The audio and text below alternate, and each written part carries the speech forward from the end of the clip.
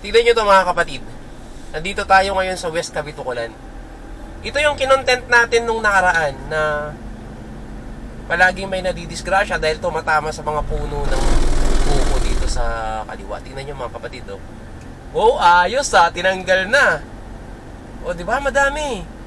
Ayan oh. Ah, ang galing ah. Nakakatawa. Nakakatawa.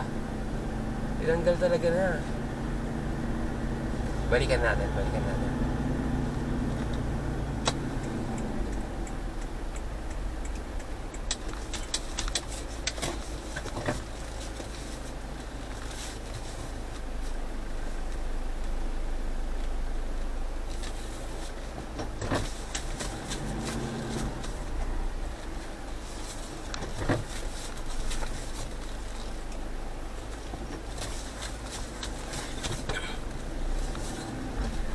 Ayan, oh, kinontent kasi natin yan eh.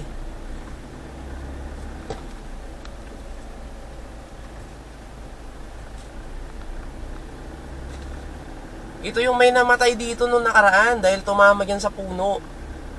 Ito po ay accident prone area dahil sa mga punong buko na yan. Ngayon tinanggal nila. Grabe, ang galing. No? Ang galing.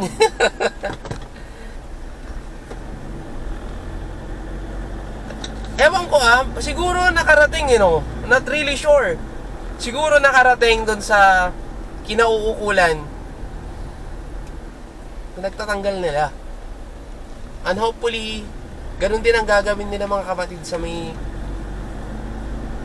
accident prone area din sa before mag-arc ng baler.